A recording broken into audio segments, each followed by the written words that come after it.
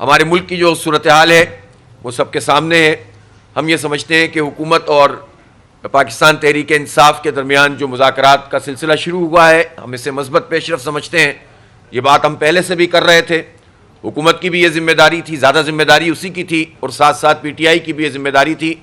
کہ اگر یہ معاملات پہلے سے طے ہو جاتے تو اتنا خون خرابہ بھی نہیں ہوتا اور اتنا جو ہے وہ نقصان نہیں ہوتا۔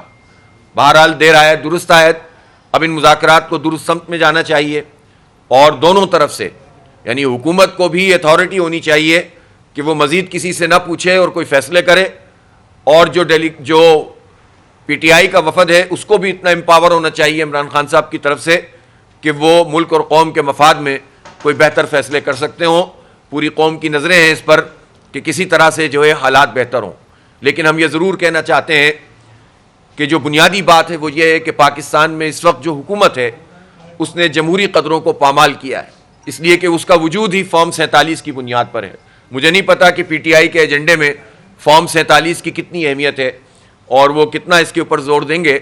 میرا خیال ہے کہ انہیں بنیادی طور پر اسی پر بات کرنی چاہیے کہ ایک بڑا جوڈیشل کمیشن بنے اور وہ فارم 45 کے مطابق فیصلے کرنا شروع کر دے۔ فارم 45 وہ واحد ڈاکومنٹ ہے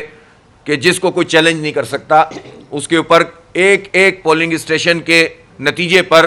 کئی لوگوں کے دستخط ہیں اور وہ واضح طور پر اس کا فارنزک کیا جا سکتا ہے۔ فارم 47 ایک جعلی قسم کی دستاویز ہے جس پر 60 ہزار ووٹ ڈال کے نواز شریف ٹائپ کے لوگ بھی جیت گئے ہیں اور باقی لوگ بھی جیت گئے ہیں۔ لہٰذا فارم 45 کی بنیاد پر اگر امفیسائز کیا جائے تو میں سمجھتا ہوں کہ اس پر کوئی بات آگے بڑھ سکتی ہے۔ اسی طرح جمہوری آزادیوں پہ بات ہونی چاہیے۔ میں سمجھتا ہوں کہ اس وقت جو انٹرنیٹ کا پرابلم چل رہا ہے یہ پاکستان کے لیے، پاکستان کے نوجوانوں کے لیے، فری لانسرز کے لیے، پاکستان کی معیشت کے لیے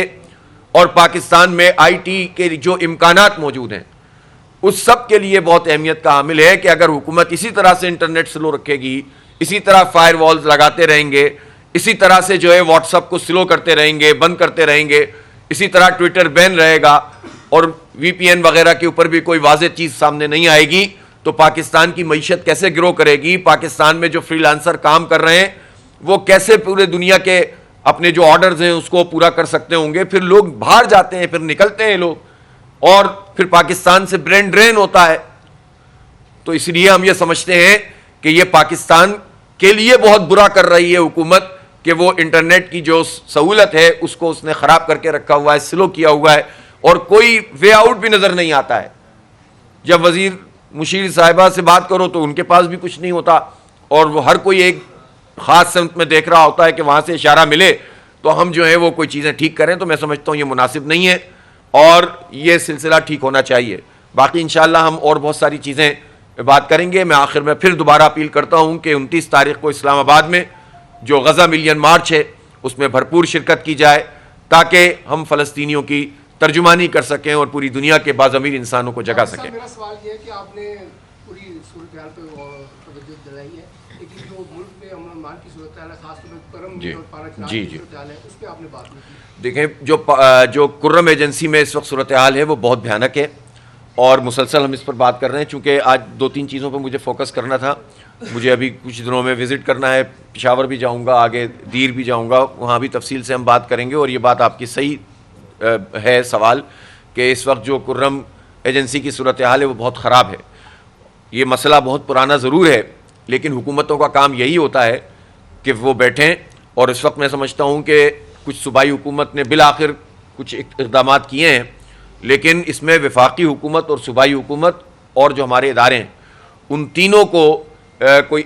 ایک ہی چیز کے اوپر اتفاق کرنا پڑے گا اور پھر وہاں کے لوگوں کو انگیج کرنا پڑے گا۔ بہت بڑا ٹرسٹ ڈیفیسٹ ہوتا ہے جب حکومت اپنی پوری اتھارٹی کے ساتھ موجود نہیں ہوتی، تو پھر اس کے نتیجے میں جب جھگڑے پیدا ہو جاتے ہیں تو فریقین ان کے پاس کوئی راستہ نہیں ہوتا ہے کہ وہ کسی پر اعتماد کر کے، چونکہ بہت پہلے کے بھی بہت مسائل چل رہے ہیں، لوگوں کو اعتماد حاصل نہیں ہوتا ہے، معاہدے ہوتے ہیں اور ٹوٹ جاتے ہیں۔ لیکن بہرحال یہ حکومت ہی کی ذمہ داری ہے، وفاقی حکومت، صوبائی حکومت مل کر اس میں یہ انسانی جانوں کا معاملہ ہے۔ یہ بچوں کی دیکھیں نا کتنی بڑی ہلاکتیں ہوئی ہیں اور ابھی تک کوئی چیز سامنے بھی نہیں آ رہی ہے، حکومت بھی واضح طور پر کچھ نہیں بتا رہی ہے، اور اس سے پہلے جو کچھ ہوا ہے تو یہ تباکن ہے۔ دیکھیں ہوتا کیا ہے کہ ایک علاقے کا مسئلہ تھا زمینوں کا مسئلہ شروع ہوا، چلتے چلتے یہ فرقہ واریت پہ چلا گیا، اور اب تاثر یہ ہے کہ بس شیعہ سنیوں کے دو گروہ ہیں اور ان کی آپس کی لڑائی ہے۔ یقیناً یہ تاثر بن چکا ہے اور ایسے حالات بن چکے ہیں، لیکن اس پر آگ پر پانی ڈالنے کی ضرورت ہے، اقدامات کرنے کی ضرورت ہے، فکس کرنے کی ضرورت ہے، انصاف فراہم کرنے کی ضرورت ہے، اور ہر صورت میں خرم ایجنسی کو امن چاہیے۔ اور امن و امان کی جہاں تک بات ہے تو پورا خیبر پختونخوا اس وقت ظاہر ہے کہ دہشت گردی کی لپیٹ میں ہے، اور ہمیں اپنے پورے ریجن کے حوالے سے بھی اپنی پالیسیوں کو ریوزٹ کرنے کی ضرورت ہے۔ افغانستان کے ساتھ بھی بامانی مذاکرات ہی مسئلے کا حل ہیں، بجائے اس کے کہ دونوں طرف سے پوائنٹ آف نو ریٹرن پہ کھڑے ہو جائیں تو کس کا نقصان ہے؟ نہ پاکستان کو فائدہ ہے نہ افغانستان کو فائدہ ہے۔ افغان حکومت کو بھی ذمہ داری کا مظاہرہ کرنا ہوگا اور پاکستان کی حکومت کو بھی بالآخر مذاکرات کے ذریعے سے ہی اس مسئلے کو ایڈریس کرنا ہوگا۔ تہ در تہ مسئلے ہیں، جب ہم خود کمزوری دکھاتے ہیں تو دنیا جہان کی پراکسیز آنا شروع ہو جاتی ہیں۔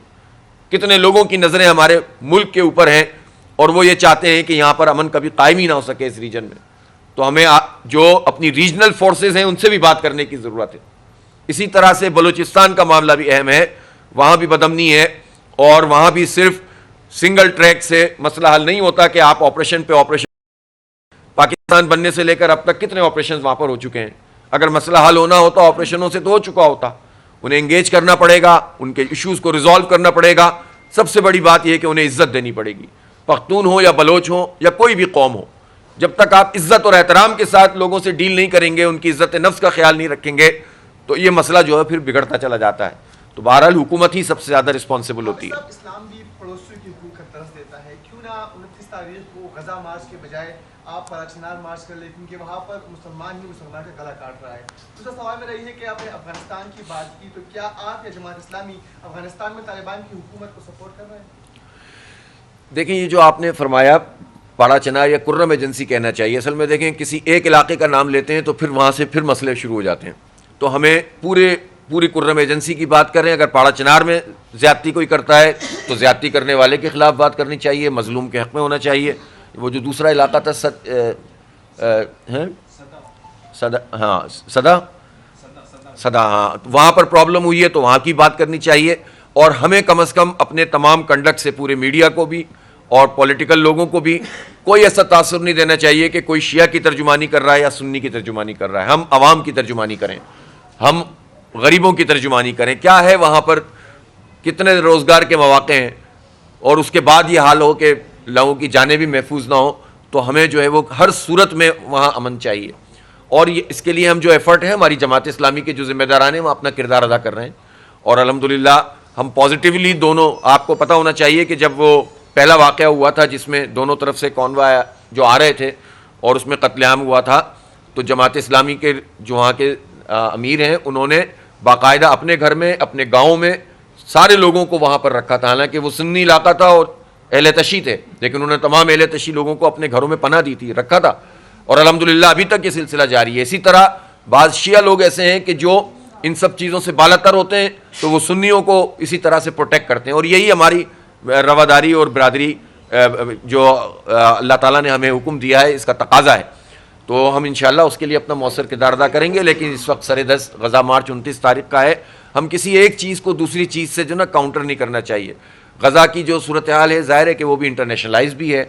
معاملہ مسجد اقصیٰ کا ہے، امت کا ہے، اسرائیل کی دہشت گردی کا ہے، اس کو اسی طرح سے ایڈریس ہونا چاہیے، اور اپنے جو لوکل چیزیں ہیں اس کو بھی پوری طاقت سے اور قوت سے ایڈریس ہونا چاہیے۔ اچھا مرزا، یہ بتائیے گا جیسے آپ نے غزہ کی بات کی، تو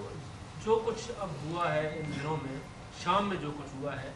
آپ کیا سمجھتے ہیں کہ اس سے جو غزہ کے لوگ تھے ان کو اس سے تقویت ملے گی، یا پھر حماس جو بیک فٹ پہ جائے گی اور اسرائیل جیسے گولان کی پہاڑیوں تک آیا ہے، وہاں پہ آگے آ کے اس نے فتح کے نعرے لگائے ہیں، دوسری طرف جو حزب اللہ تھی وہ بھی پیچھے ہٹی ہے، حماس بھی جو ہے وہ تھوڑے سے ڈیفینسو لائن پہ آئی ہے، اب وہ